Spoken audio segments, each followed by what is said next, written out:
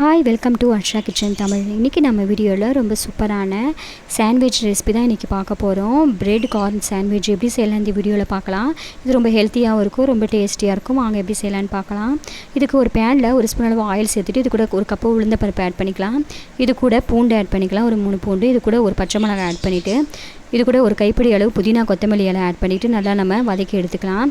இது வந்து நம்ம சாண்ட்விட்சுக்குள்ளே வைக்க போகிறது. ஃபஸ்ட்டு இது நல்லா வதங்கினதும் நெக்ஸ்ட்டு ஒரு பேனில் ஒரு ஸ்பூன் அளவு ஆயில் சேர்த்துட்டு இது கூட பொடியாக நறுக்கின பூண்டு வெங்காயம் ஆட் பண்ணிக்கலாம். இது கூட முட்டைகோஸு, இது கூட கேரட்டு, இது கூட குடமிளகாய் ஆட் பண்ணிக்கலாம். இது கூட கார்ன் ஆட் பண்ணிக்கலாம். நீங்கள் வேறு ஏதாவது வெஜிடபிள்ஸ் இருந்தாலும் அதை ஆட் பண்ணிக்கலாம். இது கூட கொஞ்சமாக சால்ட்டு சேர்த்து நம்ம இது எல்லாத்தையும் நல்லா மிக்ஸ் பண்ணி வதக்கிக்கலாம்.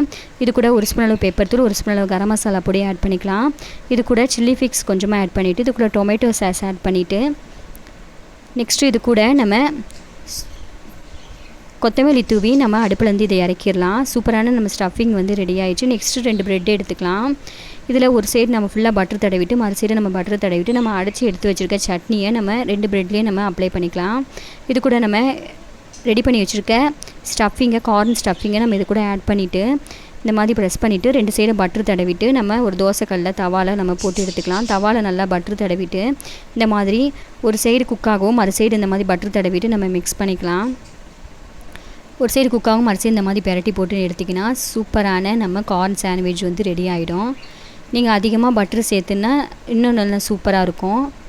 கண்டிப்பாக இந்த ஸ்டைலில் வந்து பிரெட் சாண்ட்விச் வந்து ட்ரை பண்ணி பாருங்கள். ரொம்ப சூப்பராகவும் இருக்கும், ரொம்ப ஹெல்த்தியாக இருக்கும். இது சீக்கிரமாக ஈஸியாக செய்யக்கூடிய ரெசிபி இந்த பிரெட் சாண்ட்விச். கார்ன் சாப்பிடாத குழந்தைங்களுக்கெலாம் இந்த மாதிரி செஞ்சு கொடுத்தீங்கன்னா ரொம்ப விரும்பி சாப்பிடுவாங்க. இது கூட கொஞ்சமாக சில்லி சாஸ், கொஞ்சமாக டொமேட்டோ சாஸ் ஊற்றி நீங்கள் சர்வ் பண்ணலாம். இந்த ரெசிபி கண்டிப்பாக நீங்கள் வீட்டில் ட்ரை பண்ணி பாருங்கள். குழந்தைங்களுக்கு வந்து நீங்கள் டிஃபனில் பிரேக்ஃபாஸ்ட்டாகவும் செஞ்சு கொடுத்தீங்கன்னா ரொம்ப சூப்பராக இருக்கும். இந்த ரெசிபி கண்டிப்பாக உங்களுக்கு பிடிச்சிருந்ததுன்னா வர்ஷா கிச்சன் தமிழுக்கு சப்ஸ்கிரைப் பண்ணுங்கள், லைக் பண்ணுங்கள், ஷேர் பண்ணுங்கள். தேங்க்யூ.